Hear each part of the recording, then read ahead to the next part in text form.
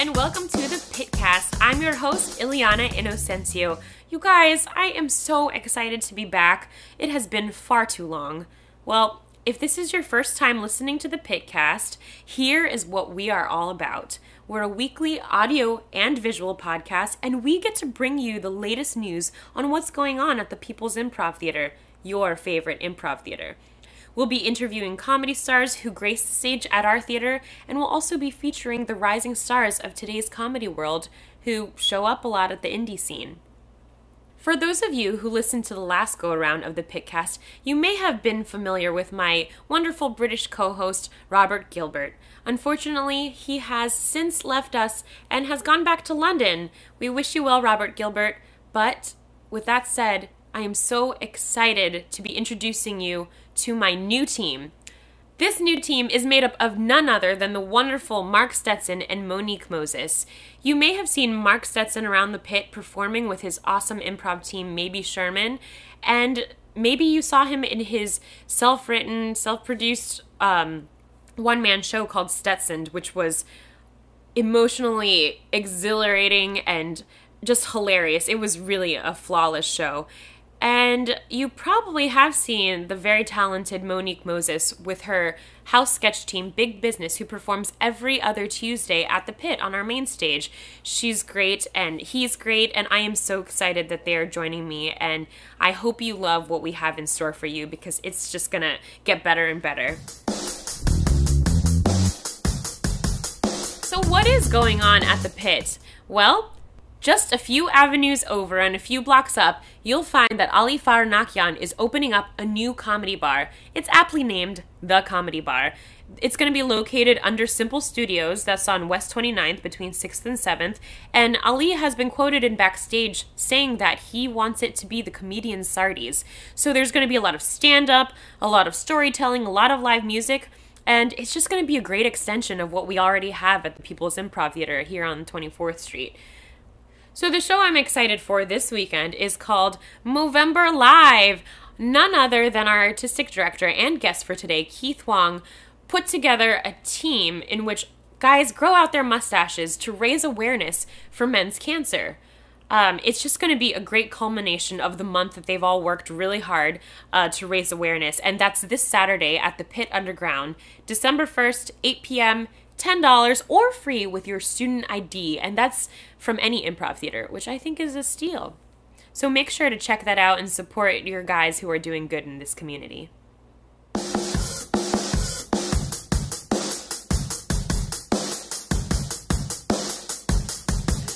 Okay, so for those of you that don't know who Keith Huang is, he is our new artistic director. When did you become our artistic director? What was like the official date? March 30th. March 30th. Oh. So it's been about 6 months. Yeah. So still, it's like a 6-month-old baby is like still helpless. Still very helpless. Just kind of blowing in the breeze. But starting to make facial things, yeah. you know, sticking my tongue out. You're still shiny. Yeah, I'm still very shiny. Still very shiny. But can't do anything by myself. So it's important to know that I work with Toby Knops, who's associate artistic director. Yeah. And he and I are like left hand, right hand. We, you know, I'm the right hand. We literally we do everything. You know, there's so many tasks that we split it up very evenly, and it works. It's a great team. Great. And the last time we had you on, you're still a member of Borealis, who performs every Friday at 8 p.m. on the main stage. I think the last time we had you on, you guys were still at Super Free Wednesday. Yeah. So much has changed with you. Yeah. But, I mean, obviously, I guess we all want to know exactly how if you could sum it up in a sentence, how has the artistic directing been? A sentence? Oh, man. One single sentence. One single sentence. Okay. You can't use any more words. Or you can act it out, since we're on film now. It's interesting. No one wants to see that. You could do a little Borealis opening to it. That would be horrible. I'll say this. There's a phrase that I started putting into my emails in the beginning, because it's 90% emails. It's just you ask any of the ADs that work in the theaters or any theater, it's just constant email. In the beginning, in the first 4 months, it was, I hope you understand, and I hope this is okay, and it was very very apologetic, I felt like, in corresponding with folks. And then it just became this is just what you got to do. This is just, here's what time you're going to do this. This is what I have available. That's it. You know, it's you have to kind of pick your diplomacy moments, I think, because otherwise things don't get done. Otherwise things, it's like an improv scene where you got to make a strong choice. Any kind of wavering or kind of flip-flopping is no good for anybody. So, not that I was upsetting people, but it was sort of just make a clear decision and then hope that things fall into place, which they don't. They never do. Nothing ever works out the way you want it to. How do you balance finding like new talent to bring to the theater and giving people that have been here in the community, you know, opportunities?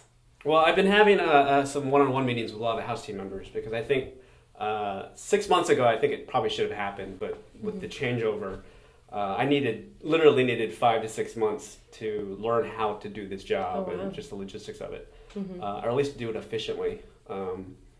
But yeah, I've been pushing people to start booking, start asking, to get rid of this idea that, you know, you're on a house team or you're already doing something that you shouldn't be asking to book shows. I also add the caveat that, you know, the weekend, I kind of have to, we get a little bit more scrutinized on the weekend about how shows do. But yeah, we have a basement space, which is kind of like the workshop, you know. And I say that, don't think about putting your final product up, just get something up. Right. So to answer your question, I think new talent finds us. Like they see the space and they have an opportunity to play. And the thing about the Pit is that it's not a rental theater, so, you know, you're not paying in to perform. So, and it's super easy.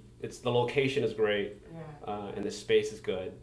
And yeah, we're pretty open to just about any show, as long as we feel like it's got a good heart. You got a good heart in your show, you know, and you're willing to fail a bunch. Yeah, bring it. We'll try it. So that's what you look for, like in a proposal. Like if people were wanting to pitch shows to you, just looking for the passion to do it, or yeah. You know, that's why Ollie built this space. That's why he's building another comedy bar on 29th Street. It's just his goal is to provide a space for people to do their craft.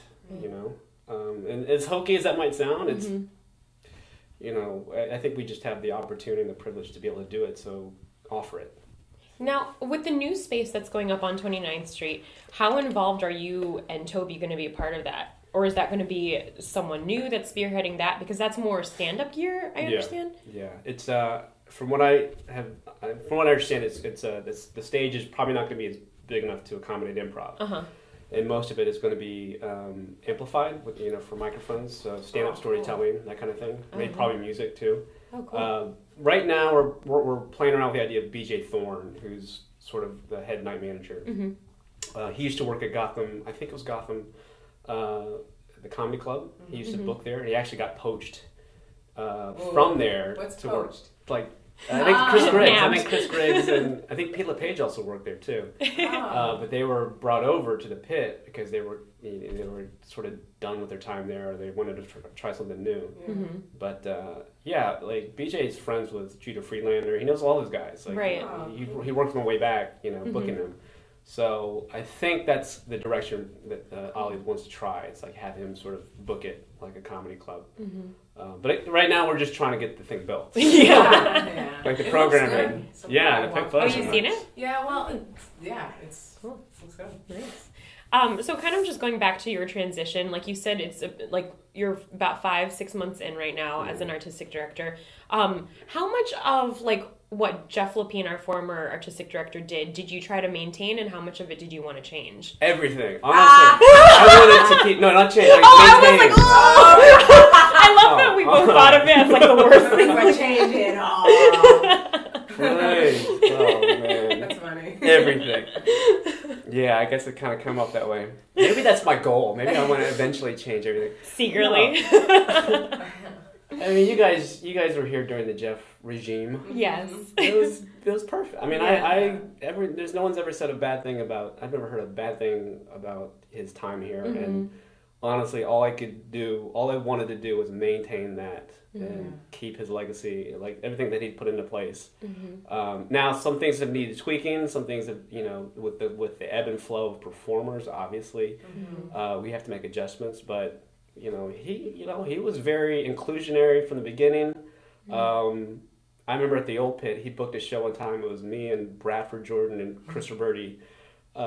Some experimental forum that he thought of. It was like, it's Monday at 9:30, it might have been. We had one person. I know it was everyone has a one-person show.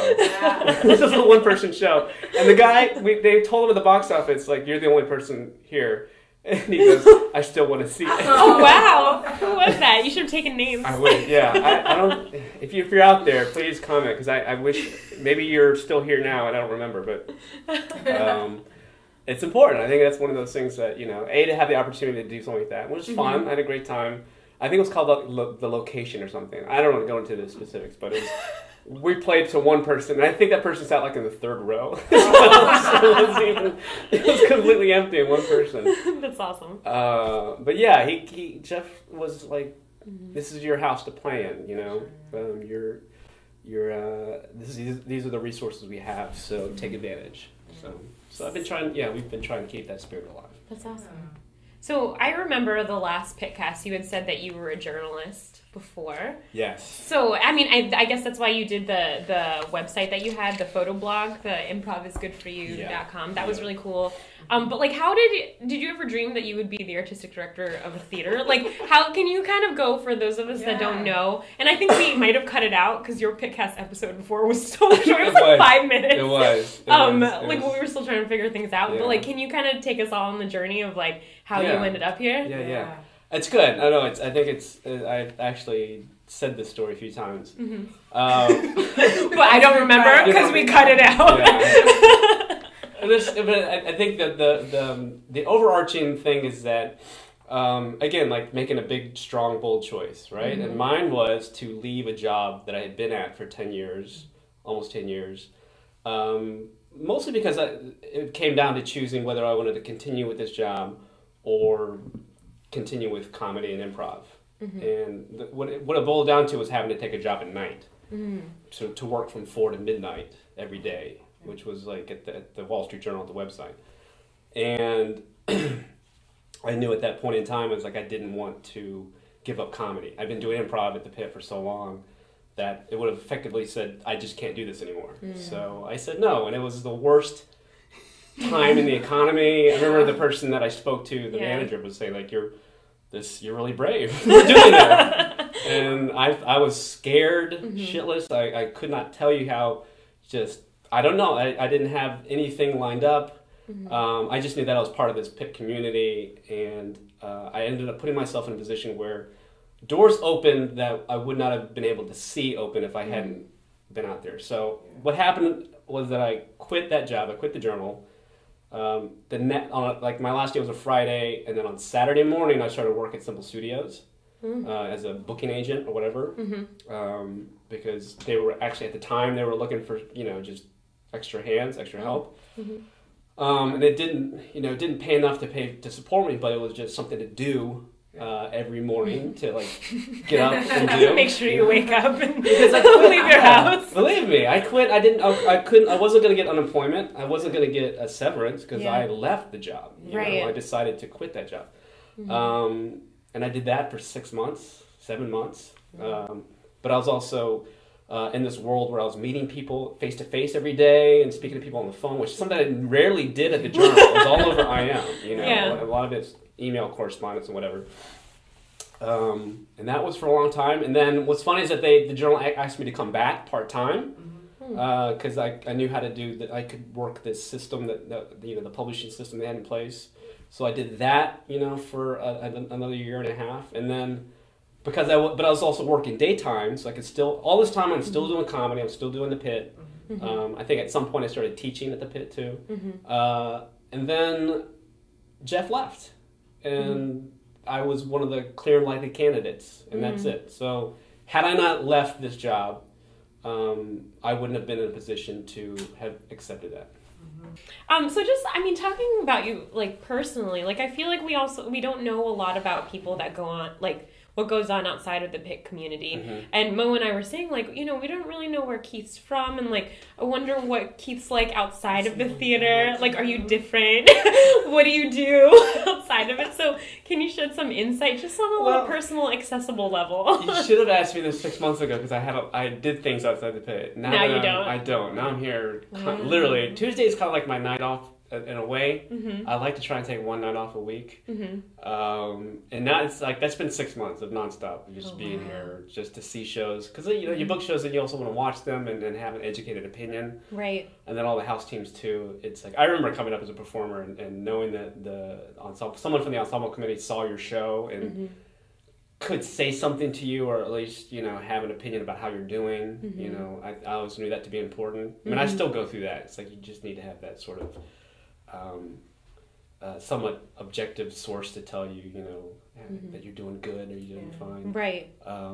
So yeah, it's been, I'm here at the pit. But in the old days, before this, I wish I could say I did other stuff than the pit, but I was always at the pit. I think my goal for the next 6 months too is to really push myself to get out and see more shows elsewhere. I think that's how I got into comedy in the first place, was just running around town looking at comedy shows that were, $5 tickets. But even back then, like, even though it wasn't that long ago, it was like 2005, Patton Oswalt Aziz was doing $5 shows. And that's where I started taking pictures, because I was like, this is so fun. Yeah. I don't want to record this, but I want to take a picture of it. Right. And it's just interesting. Like, I have shows where Ed Helms was doing a show at UCB, and I remember it's like, snap, picture. And I, they're all out there now. I don't know who it is, but there's people always like coming up and doing interesting things. But I don't think that huge wave that happened like it did 7-8 years ago is happening now. I think it's with the influx of the Facebook and the internet and everything, it's harder to. Well, I think if something is huge and is blowing up, it's going to be seen right away. Right. That's a theory. I don't know. Yeah. Speaking of like the other theaters and just you wanting to get out there more and see other, like how much do you think of the other theaters when like making decisions to bring in shows? Like do you think like, oh, UCB brings in a lot of this type of show, so maybe we should diversify and bring this in? Like, do you take into consideration what the other two theaters are doing, or do you try to just like remind yourself of the Pit's mission? Yeah, that's a very good question. Look how serious your face was to answer that question. I thought it was too serious. Oh, good. Like, should we go there? Jeez. I regret that I can't watch as much improv as I think I want to change that now that I've kind of been able to delegate some things more and have more time. I think it's crucial to see improv everywhere. Right. Any venue, just see it. Like, I've been dying. I need to get out to Queen's Secret Improv Club too. Oh yeah, that's like coming place. Yeah. Just there's room enough for everybody. That's the main message, right? But you need to see you need to see how it's done elsewhere. You need to see how it fails elsewhere, and see how other people cope with that. In other theaters, because that's basically, you do improv. A lot of it's just eating it. It's a horrible scene. Yep. But then watching people how they cope with it, how they deal with it, how other people from other schools go through it, and then also how it succeeds. Like, what would you do if you were part of that set, and maybe playing that slow build kind of thing or game, or to use whatever parlance you want to do for the other theaters or whatever. But to answer your question, look, I'd like to believe that we are completely open to anyone. Right. I just want to book. I think any of the ADs would say the same thing. You just want to book quality stuff, right? Or at least stuff that has, like I said, a lot of heart, or something that you're working towards a greater goal, or not. This isn't the final draft. This is something that you're working on that you really strongly believe in, and you're hustling. Like, that's what we're here for, is to let you build your career, build your craft, and community comes out of that too, and I think it's important.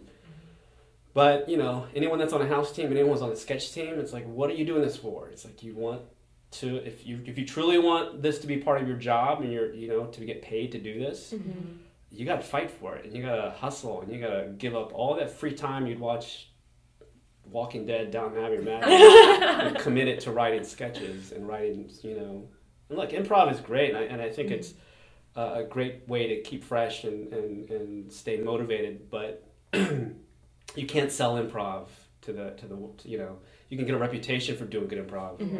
But I've been telling a lot of these house team players, I'd rather you be known for being a really hard worker than someone who's out there hustling and creating and producing and showing up in all these, you know, videos and sketches and stuff, than to be known as this great improviser.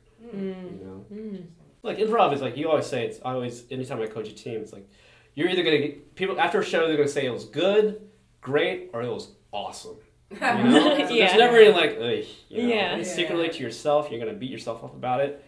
But everyone who does it, everyone who's been in this world knows how horribly tough it can be, and how much you want to strangle yourself after, you know, beat yourself up about everything. But all you ever do is like, hey, good show, you know, or it's like great show. It's like if you really did great, it's like, oh, that was an awesome show. You know, we had a running bit for a while. I think Soroka made it up, where it was like you walked up, hey, show. Like not to say anything. It's like that's it. Show. It happened. You know, it's 20 minutes. So you had mentioned earlier about like in your emails, you know, like kind of being a little less polite and just like more like straight shooter. Have you found that being an artistic director has changed the way you improvise with Borealis? Maybe. I think so. God, this is me not making a choice. I don't think I have an answer. No, I don't think I've changed. I'm so neurotic about my improv. I think I do a horrible improv all the time. So that's just guys, that's me. I'm not asking. I appreciate this. And all the YouTube viewers, I appreciate it. But you know what I'm talking about. I'm looking in the lens right now. You know what I'm talking about. You need to turn around and make it really sincere. Everyone. You know that's it. Now they know you're really sincere. This I feel like it's like I kind of feel like one of those real world MTV interviews things. I love it. It's kind of funny with like confessionals. The cool chick like in the back, like just kind of like yeah, we're at this club. We're at Nirvana. Drinking. So I don't think it's affected my improv on the team. I still think we're trying to like push ourselves and constantly evolve. Anyone I ever talked about improv is like, if you're not evolving, if you're not, you know, as a team, especially in practice and rehearsal, you gotta fail. You gotta try crazy shit and fail in practice. Because if you don't do it there, it's not gonna come out during the show, or you're not gonna, your brain's not gonna rewire itself during showtime unless you've been rewiring yourself during rehearsal, especially as a group too. But it's tough. Oh my God, it's so tough. It's tough to. I feel like Borealis is quickly becoming like a legendary hit team. Oh yeah, totally. I know it's so cheesy to say. No, it's so true. But like, and then how do you guys balance your schedules? And everyone's doing great. Well, because you all are so. I feel like Borealis in terms of working outside is like one of like at like Lorraine's work. I mean, Grace. Yeah. You know, like everybody. It's awesome. It's insane. I think this is something I've also been saying to folks. I think the real ladder of success at any theater really. Do improv and do it to the point where you start doing that inspires you to do side work, or you say yes to other things in life that are in this field of work that you want to do, that make it so busy that you have to leave. That should be the success. Oh wow. Because that's what we're doing this for. That's why we sign. That's why you're striving to make it on a house team. Once you make it on the team at the theater, the work should start then. You know, it shouldn't be like I made it, I'm done. Yeah. Because it's such an arbitrary thing. The reason why, you know, some teams do well is, you know, some weird alchemy that no one planned. And then sometimes you put together this awesome team on paper that's fantastic, it looks great, but it just doesn't work. That's what's exciting about improv too. But I'm saying, you know, you look at BBC, you look at Death by Ruru, you look at, you know, JV to just any of the theaters, the people that have gone on to great things, just had to leave the team. Like they just had so much other stuff going on, and that should be. But I mean, they're all doing the stuff they want to do. But that should have been the improv team should be the foray into that. That should be the entry point into that world. It keeps you fresh, and it's great, and it's, you know, it's a real big vanity builder when it's great and you're on a good team and it's fun. Yeah. But Borealis is going through it too. Like Hobby moved to LA. Grace is moving to LA. It's like that's their career. That's for the years that they put into an improv. This is the payout. Yeah. That should be the payout. You know, to have the guts and the nerve and the the ability to say, I'm going to leave this. I'm going to quit my job at the WallStreetJournal.com after 10 years because the universe is telling me to do this. It's also kind of making the decision for me. Right. Because, that whole thing that Ali says about, letting go of one branch before you grab another. Yeah. Mm-hmm. It's like maybe let go first and then hope. Wow. Hope the net appears once you step off the ledge, like Doug Close said. Mm-hmm. There's a real life lesson in that, I think. So moving forward for you, you're more behind the scenes now. Do you have any intention of performing more if you can, or is this kind of like you feel good at where you're at? Yeah. I was thinking about this too. I never went on auditions. I wasn't. I never thought of myself as an actor. I just like to do improv, and honestly. Before this happened, I kind of got a little melancholy because I thought, what's the future? I've been doing the pit for 6 years at the time, and what was going to happen next? And I didn't really have anything in place because, maybe if I'd gotten enough discipline, I would have sat down and started writing sketches. And I think I would have been pushed to the moment where, I would, out of fear, I'd start writing stuff.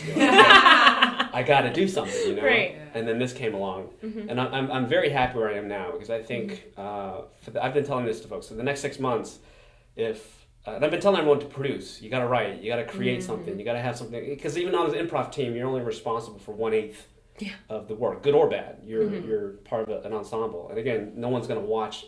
No matter how great you are, no one's going to watch your improv on the video on YouTube. Yeah.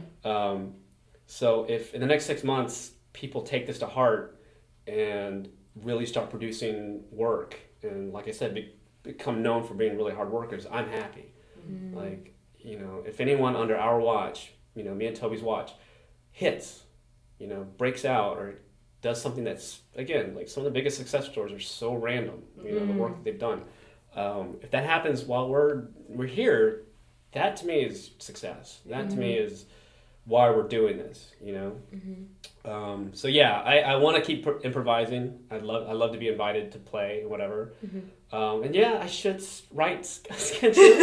I do like shooting. I used to shoot promo videos for Borealis when we shoot stuff. I have some stuff that's rattling in my head, and I want to get down and create. So, but again, I'm working at a really slow kind of whatever pace, which I argue, a lot of people are at that same pace. But I have the excuse now that I'm. You have the biggest possible excuse. I can justify it. No, but you got to write. You gotta get it out there. You have to. Otherwise, what? Ask yourself, why are you doing this? Right. What's the big picture? So, and in terms of grander aspirations for the pit itself, I know you're carrying on Jeff's torch, but any new ideas that you think? We have, I think Sketch Festival is a great example of that, this idea of the old pit, we'd love to do this kind of thing. We'd love to have our own little festival here, like the Improv Fest, but we don't have the space. Well, now we do. And now we have the bar where you can hang out and have a place to be when you're between shows and not have to go to another location bar, and it's all self-contained. We want to do more of those. We have a podcast fest coming up in January, which is going to be the first one in New York. We want to definitely bring back Improv Fest in March, and maybe do the 4th of July Independence Day Festival was a lot of fun, and a lot of people came out for that. And right now we're kind of it might be a little too late, and we're stuck, figuring out how to do the Sketchfest stuff. But on the day after Christmas or the day after Thanksgiving, this is where community kicks in, where it's a place. If you're orphaned, if you're not going home, if you can't afford, you didn't book. I can't fly home for Thanksgiving because I didn't book my ticket. I can't spend $1,000 on a flight to Dallas because it's that's just ridiculous. Yeah. Because I procrastinated. So I'm here. So I'm an orphan. But the theater's going to be open Friday and Saturday after Thanksgiving. It's only going to be dark on Christmas Day, on Thanksgiving Day. So why not have a space for people to come do something? Or what if we had a thing lined up, that you can do here? on those days. So yeah, that's a big thing right now. That Cool. you know, more of that, more taking advantage of the resources we have. Yeah, I'd love to see more sketch. I think sketch is sort of taking off again. Yeah. I think we've. Yeah. I think we've gotten kind of saturated in New York. There's so many improv teams and so much going on. And like, how many invites have you gotten over the years for improv? And thinking about how many invites for sketch shows have you gotten? And they're far fewer. Yeah. So maybe this is the, you know, it might be in its resurgence right now. So I'd love to support that. And I think the Pit has a great sketch program going on, and the two teams that you guys know about. Yeah. They are doing well. And National Scandal. Yeah. And National Scandal. But it's also tough because it's kind of like stand-up where you're putting out your product. Right. And you hope and people will like it or dislike it pretty quickly, you know, whereas with improv, it's like, if you don't do well, okay, well, next time. We'll get them next time. Yeah. Right. With sketch, it's kind of like, you know, it's like stand-up. If you're eating it, you're eating it, you know. Yeah. So, more towards that. And like I would love to have some experimental, somebody who just comes through that's just got a totally fresh voice that is not like anything else. That's all. And I think of like Murder Fist when those guys started doing sketch at the Pit. Right. And seeing them really early on and just thinking like, wow, no one's doing this. Yeah. Or this. I remember one of the things was between interstitials, they didn't play a video. They came out and almost accosted the audience. And to me, it was. And now you see teams doing during Sketchfest. I saw a lot of teams come out and dance between sets, sort of like to keep it loose and free, that kind of thing. I don't remember anyone doing it before Murder Fist, to be honest. I might be wrong about that, but they've carried that through, and that's one of those things where it's like using them as an example of like anyone who's truly putting out their own stuff and not caring. They care, but not really caring what you think. Yeah, you know, just kind of doing what they think is fun. Yeah. Kind of punk rock, kind of, you know... Renegade. You know, but there's a fine line. There's a real fine line between doing that and being obnoxious and being, you know, too cool for school, that kind of thing. It's just really like following your heart and putting your guts... Putting your guts all on the stage and like, this is it. This is what I got. This is what I'm bringing. Awesome. But they're always changing too. Like it's rare that I've seen the same Murder Fist sketch. You know what I mean? Yeah. Right. So yeah, that's I think those are our goals, is to keep nurturing that. Awesome. 'Cause we're growing without, Yeah. you know, people want to do comedy. People want to feed their egos and do this. It's been proven. It's definitely happening. So. Anything else we should know about? Pause. What? I'm gonna wait. I'm gonna stop it. Oh, okay. Because that was a nice thing. Nice set, and I just I'm gonna start it again. Cool. So you guys, you're learning, like, this is how you're going to do it in the future. You're going to learn. Yeah. Guinea pig. It's gonna be like 10 minutes long. We have to edit it out because actually it wasn't recording the whole time. Don't say that. It's just the picture of us in the beginning, like. The red button means go. Okay, here we go. So I think the question was, is there anything else about me that we should know about before we wrap up? And do you feel like this is made up for the last 10-minute PITcast episode? I do. Like it's kind of like an apology. Like it was like, let's bring out the camera. Why not? You know. Well, we all look very nice today. I just have to say. Lots of blues. Yeah. Blues. I think you should put that in the writer, like. Come dressed up. Come camera ready. Come camera ready. Yeah. Yeah, no more of this. Maybe we need to bring in a makeup artist or something. There we go. Oh gosh. I would have, guys, I would have went like this mirror. Oh. We can tell. PITcast ruined. Guinea pig. It's fine. It's okay. It's just your episode. Fine. It's just the artistic Fine. director's That's what I'm here for. Actually, before we met up, I noticed in my Facebook feed that Movember's coming up. Yes. He had just posted about it moments before meeting up. I just sent the notice to all the guys. Cool. I'm going to grow a mustache for the first time ever. Oh, I'm so Can excited. you tell people that may not know about Movember what exactly it is and how we can support? Yeah, it's funny. Movember is this fundraising thing that started apparently in Australia that has been one of the fastest growing charity function things in the world. and basically guys are asked to grow a mustache for 30 days, and now it's like I think it happened right as social media started happening, so it piggybacked on that. Mm-hmm. But that's as far as it is. It's like grow a mustache and then beg for money, and that money is like they're very open and transparent about where the money goes to. Like it's split between it's mostly for men's health issues, so it's like prostate cancer awareness, and then some of it goes to Live Strong.